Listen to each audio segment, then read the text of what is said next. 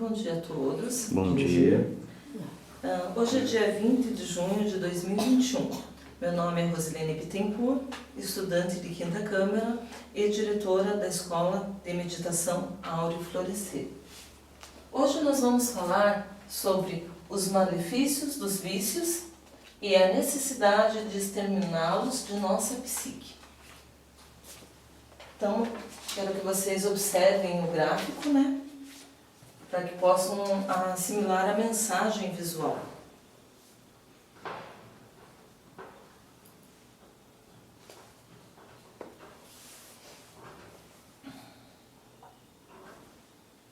Primeiramente, vamos explorar sobre os vícios, né? Para poder entender o que vai se encaixar, o que vai se enquadrar nesse termo de vício. Porque muitas vezes nós temos uma informação equivocada sobre os vícios, né? A gente tem uma visão muito pequena, então nós vamos ampliar a nossa visão sobre vícios. Primeiro, defeito, pelo qual uma pessoa ou coisa se afasta do tipo considerado normal, ficando inapta a cumprir determinado fim ou desempenhar certa função. Segundo, hábito profundo e enraizado de ação consideradas moralmente condenáveis, libertinagem, desregramento, desmoralização,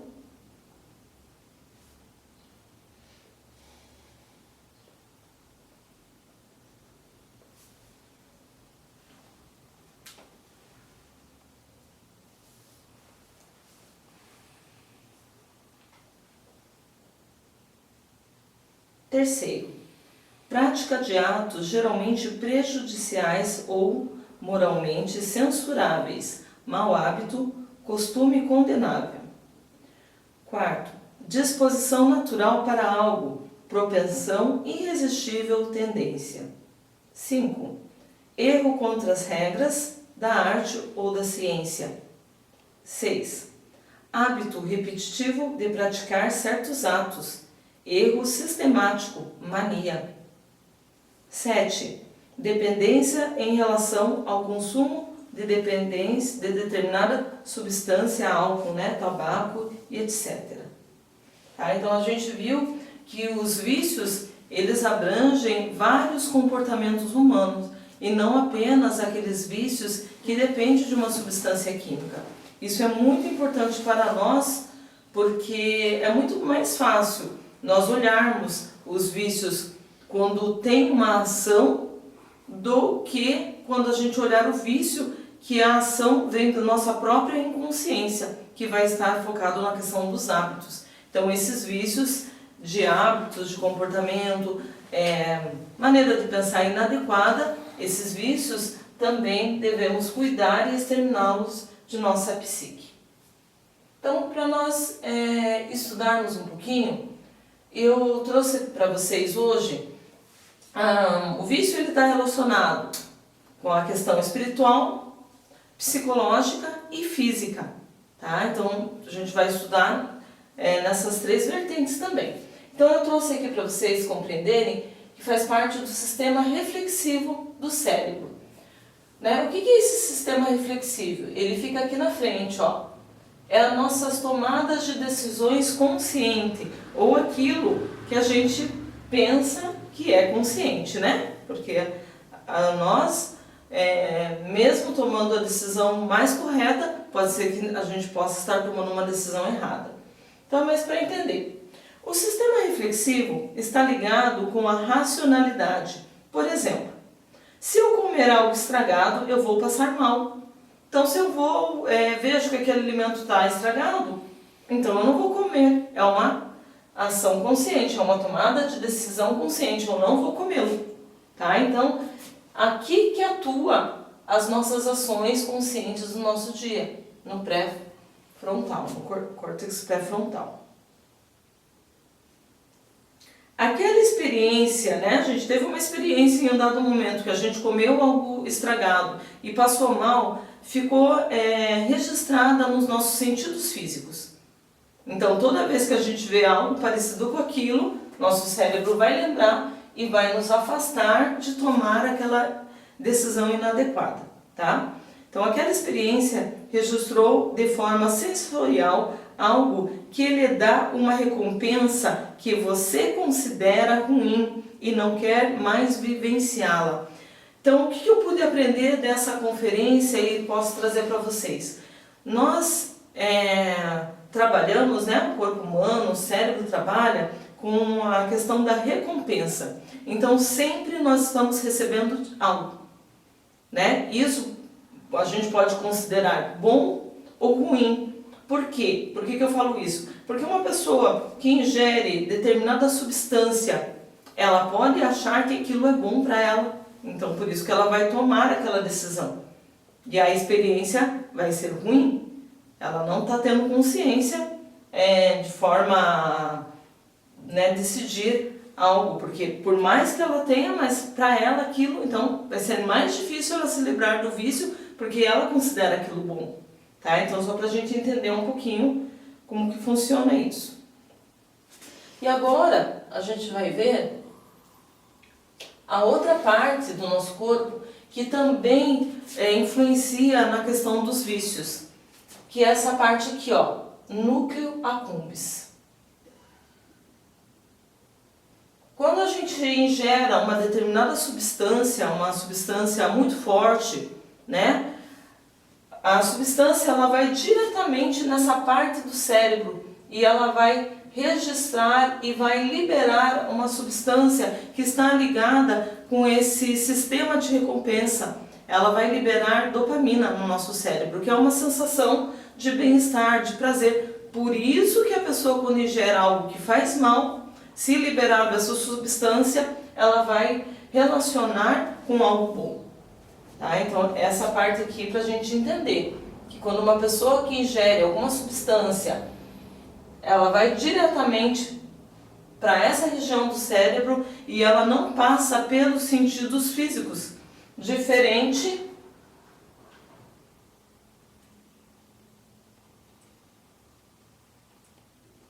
desse daqui, do córtex pré-frontal, que está ligado com as experiências sensoriais. Tá?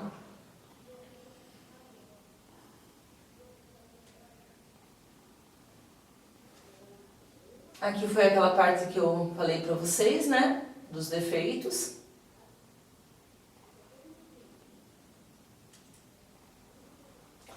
Dentro desse sistema de recompensa, nós temos 3 categorias.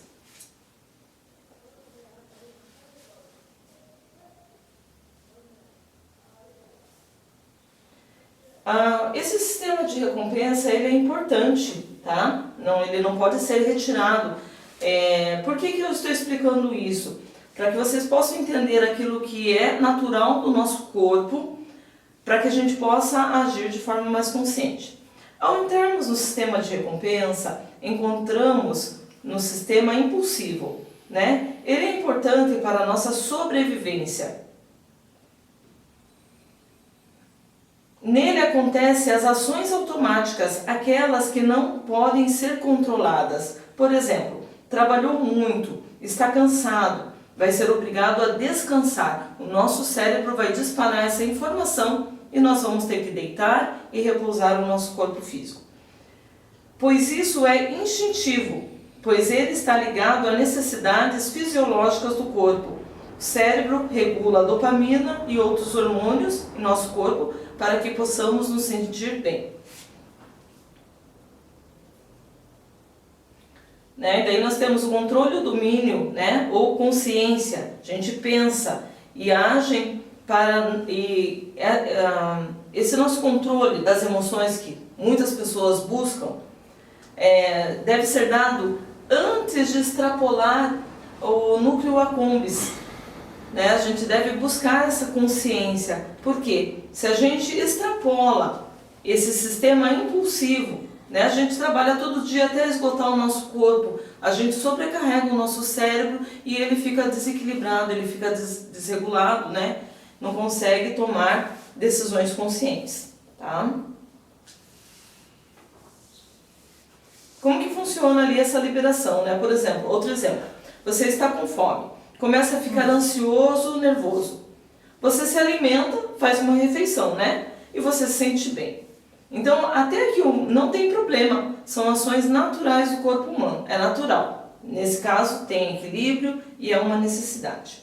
Então, quais são as categorias, né? As 3 categorias de recompensa.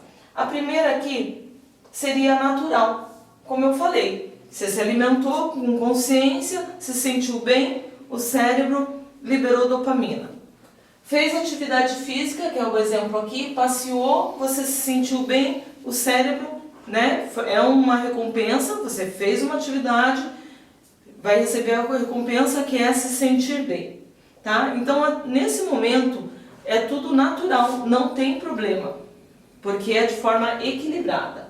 Nesse segundo exemplo aqui, ó, são as não sensoriais. Como eu falei, elas às vezes não estão passando pelo nosso corpo, não tem a experiência sensorial do corpo. As drogas pesadas, elas vão diretamente lá naquele ponto específico do cérebro e fica um registro muito marcante. Então a pessoa vai ter dificuldade em se separar desse vício, porque vai ficar aquele registro no cérebro. Toda vez que ele ingerir aquela substância, vai liberar automaticamente, não tem controle, tem um desequilíbrio. E as apreendidas, que os vícios que a maioria das pessoas tem. Então, a pessoa estava lá, ansiosa, nervosa, ela não meditou sobre si mesma, ela não pensou, por que eu estou nervosa? Por que eu estou me preocupando com esse problema? E ela ingere substâncias também, ó, gorduras, açúcares e a sensação do mastigar, né? Tem a questão do apreendida. Então, toda vez que eu comer um chocolate, eu vou ficar calma. E ela começa a criar um vício. Então, as apreendidas é todo vício que é criado pelo desequilíbrio, podemos dizer, emocional, equilíbrio criado pela falta de consciência, pelos egos. No vício, ocorre um distúrbio quando uma pessoa ingere qualquer tipo de alucinógeno. Essa substância afeta diretamente, né, nesse caso aqui, ela vai agir diretamente nessa parte específica do cérebro aqui. A pessoa não vai ter controle sobre o seu corpo. Todo vício libera dopamina, que gera uma sensação de prazer. A sensação de prazer desenvolvida dessa forma é muito prejudicial. A pessoa fica dependente de substâncias, situações ou ações que causarão dano físico, emocional, espiritual, moral e social. Isso também causará danos à existência do seu próximo. Todo vício é uma descida ao fundo do poço, a escuridão, a solidão e uma verdadeira prisão física e psicológica. Então, agora que nós entendemos um pouquinho, né, de como que o vício ele é criado dentro de nós, nós vamos começar a trabalhar para exterminá-los. Percebam, de forma científica é muito fácil nós entendermos como isso funciona. Mas no nosso dia a dia, vocês acham que a gente vai conseguir ficar lembrando qual parte do nosso cérebro está acionada? Não vai. Isso tem que ser feito de forma natural. Ninguém vai ficar lembrando do desenho do cérebro ali, do gráfico do cérebro. Ah, então meu cérebro está trabalhando dessa forma. Não, porque a nossa vida ela é vivida de forma natural. Nós recebemos os estímulos, temos que aprender a lidar com eles da melhor forma possível. Evitar, impedir que estímulos ruins construam dentro de nós vícios, né? Então, qual seria o primeiro passo? O primeiro passo é identificar o tipo do vício. Se eu tenho, por exemplo, um vício relacionado a substâncias, né? Ingiro drogas, ingiro bebidas, o que eu preciso fazer? Eu preciso primeiramente perceber que necessito de ajuda. Então, procurar profissionais, especialistas naquela área para poder receber esse auxílio. Aceitar que você pode mudar o seu comportamento. Isso é muito importante, Porque uma pessoa, quando ela está no vício, ela pensa que ela é o vício. E ela não consegue se separar dele, porque ela pensa que ela é aquele vício. E não é. Nós não somos o vício. Aquele vício não estava ali quando nós nascemos, então nós não somos ele. Então nós podemos eliminá-lo. Né? E poder mudar o comportamento e sua forma equivocada de pensar. Muito importante para as pessoas que querem exterminar o vício de sua vida. Fazer um diário, fazer anotações. Eu tenho esse vício, né? Por exemplo, eu tenho o vício de jogar, né? O vício do jogo. Anota lá. Você vai estar lidando com o problema, vai estar enfrentando o seu problema. Isso é importante. E daí você começa, hoje eu não joguei, eu não tive meu dia foi agradável, não pratiquei esse vício, e você vai eliminando, vai anotando e vai tirando tudo que lhe leva, que lhe lembre daquele vício. Então você tem que se afastar de todos os estímulos que levam a praticar aquele vício. Tá? Então isso é muito importante. Pedir ajuda, fazer anotações, tomar a consciência que você precisa se tratar, isso é muito importante. Tá? Então nós vamos agora para a parte da exterminar os vícios, né? Que é estudando a si mesmo. Quando você faz esse diário e você começa a anotar, né, o que te leva a praticar esse vício, os estímulos, né, os gatilhos, então você começa a se autoestudar e eliminar isso da sua vida. Aqui na escola nós trabalhamos com as práticas dos fatores de revolução da consciência. São 3 práticas, né? 3 formas que você vai estar inserindo no seu dia a dia para ajudar até que você possa se libertar desse vício. Tá? Primeiro fator de revolução da consciência é a morte psicológica. Por que morte psicológica? Porque vocês perceberam que a tomada de decisão ocorre aqui na parte frontal. Então, se vocês pensar o tempo todo, se vier um pensamento vicioso, você precisa primeiramente impedir aquele pensamento. Né? E como que você pode fazer isso? Através de uma petição muito simples, tá?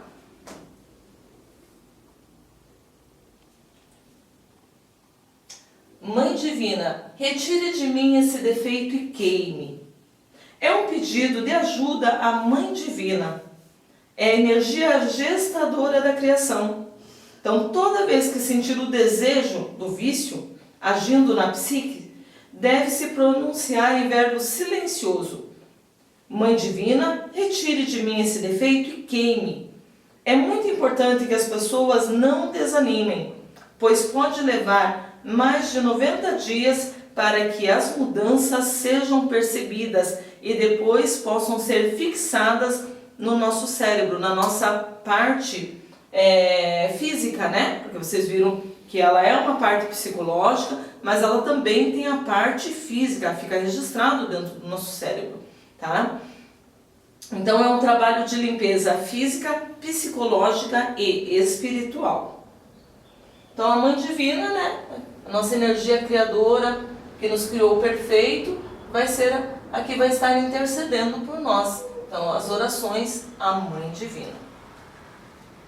Um minutinho para vocês registrarem, né, essa informação, para que depois possam usar toda vez que perceber que um vício está agindo na sua psique ou que você deseja ingerir algo, né, que é um vício, você vai eliminá-lo. Mãe Divina, retire de mim esse defeito e queime. Você se afasta, você está limpando o seu corpo físico, está limpando o seu espírito, está limpando a sua psique.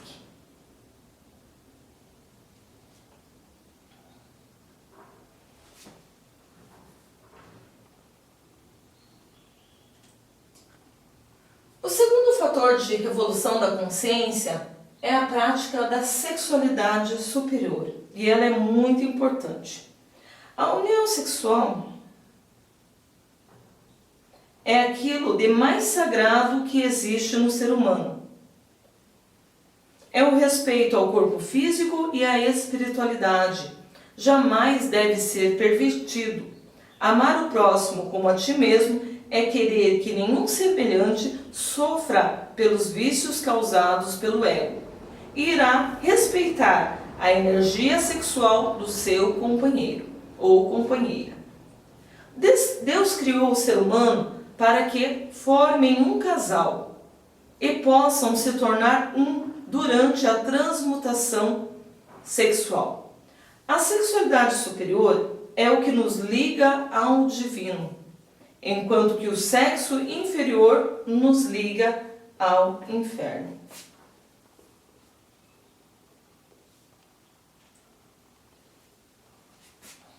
Como isso funciona?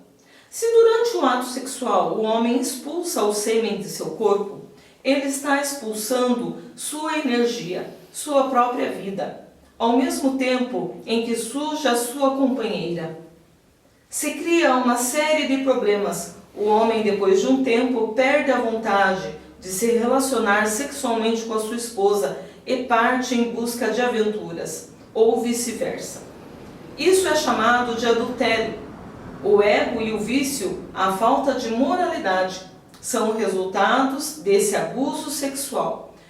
Relacionando com o tema da conferência aqui, podemos falar do vício da masturbação. É tão prejudicial que a pessoa que se masturba para de sentir aquilo que ela acredita que lhe dá prazer. Então o cérebro, em determinado momento, não vai mais liberar a dopamina.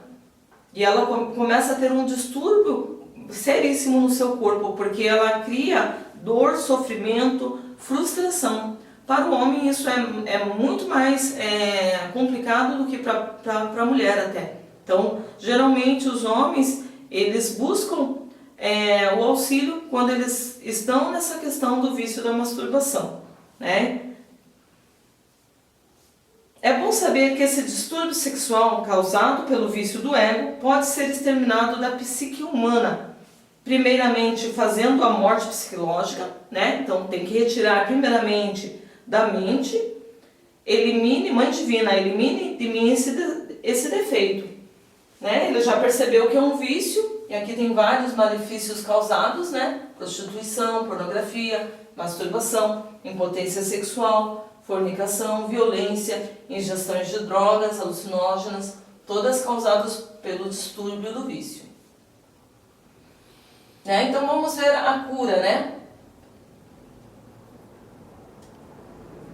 A sexualidade superior. Por que a sexualidade superior, ela contribui para eliminar os vícios e principalmente os vícios sexuais? Porque toda vez que o casal, né, primeiro se tem a vontade de formar um casal, o amor que nasce no coração, vai se unir, né, na prática da sexualidade superior, não vai derramar o sêmen, não vai se afastar da sua energia sexual. Então a prática da sexualidade superior, ela é uma prática fácil e só deve ser feita por casais, homem e mulher. O casal deve estar em comum acordo ao unir-se sexualmente. Deve prestar extrema atenção na respiração, fazendo com que essa energia se espalhe por todo o corpo. Não pode haver ejaculação. O órgão sexual masculino deve se retirar do coito antes dos espasmos. Essa é uma obrigação masculina. Se retirou do coito, continua respirando para que possa sentir a energia e essa energia possa equilibrar e alimentar todo o corpo. A mulher deve estar atenta e concentrada. Também trabalha sua energia, não permitindo que ela seja desperdiçada, respeitando o seu corpo físico e o corpo físico do esposo. Com a prática, com o tempo e a prática, o casal irá aprender a direcionar essa energia, que estão nos órgãos sexuais, ela vai subir, vai fazer fluir pela coluna e vai chegar até o cérebro. Para os solteiros, né, então vamos falar, a gente falou da prática sexual, né, da sexualidade superior para os casais, que é a transmutação das energias. Uma pessoa que está solteira, ela não vai poder praticar. E o que ela vai fazer, né? Como que ela vai se libertar dos vícios sexuais se ela não pode praticar o Tantra, se ela não pode fazer a sexualidade superior?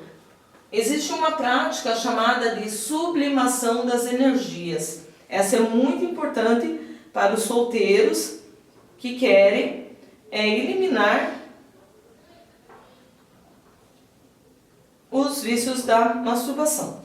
Para os solteiros, o trabalho com energia sexual é de sublimação. Permanece, né, percebe o impulso sexual, porque ele é nato, ele é da natureza do corpo físico. Né? Percebeu esse impulso sexual, não vai poder transmutar porque não está casado. Ele vai preparar um lugar no seu quarto, né, lugar arejado, um lugar claro, vai respirar profundamente.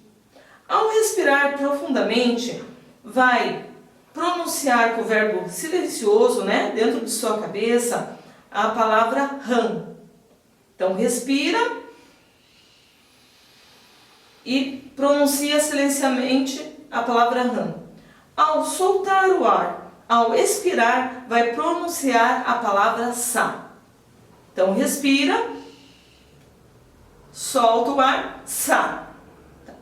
Ram é silencioso. Sa, com bastante força, bastante energia. Isso vai fazer com que essa energia sexual, que não pode ser transmutada, ela seja sublimada. Então ela vai trabalhar, né, dentro do corpo, através dos chakras. Vai conseguir fazer que circule essa energia e alimente seu organismo. O solteiro, como já foi dito, deve se afastar de todo tipo de pornografia e estímulos ilusórios em relação ao sexo.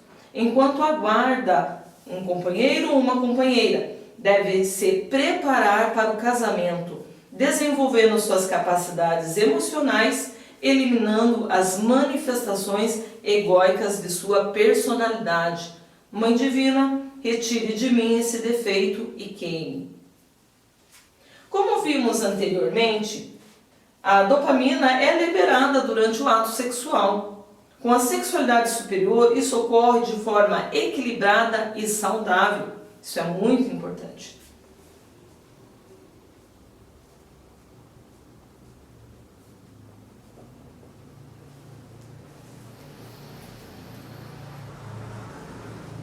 E agora o nosso terceiro fator de revolução da consciência é o sacrifício pela humanidade. É um trabalho espiritual de forma consciente e gratuita, para que todos possam crescer em espírito e em verdade. Transmitir valores e ensinamentos que colaborem para o bem-estar de pessoas, para que elas possam viver livres do ego e assim ser uma vida livre e consciente, sem dor e sofrimento. Aqui na escola de meditação temos o auxílio das medicinas xamânicas, a sagrada ayahuasca. É um alimento espiritual que possibilita que enxergamos os nossos egos e também nossas virtudes. Ela nos auxilia com a força da Mãe Natureza, nos enchendo de amor e vontade para que a transformação do elemento bruto do ser humano se transforme em luz. A ayahuasca, quando você ingere, ela passa pelos sentidos físicos. Essa experiência é muito importante. Ela muitas pessoas confundem, né? Acham que ela vai diretamente lá no núcleo accumbens. Não, ela passa pela experiência física. Por isso que a ayahuasca, ela não vicia as pessoas, e sim, ela auxilia para que a pessoa possa se libertar de vícios. Então isso é muito importante. A pessoa que vai ingerir a ayahuasca, ela deve fazer isso de forma consciente, sabendo que está ingerindo uma medicina, trabalhar com a respiração profunda, perceber os seus defeitos, perceber suas virtudes, porque todo defeito pode ser eliminado. Agradeço a todos pela atenção e que todo aplauso seja para o Criador, aquele que tem todo o saber. Obrigada.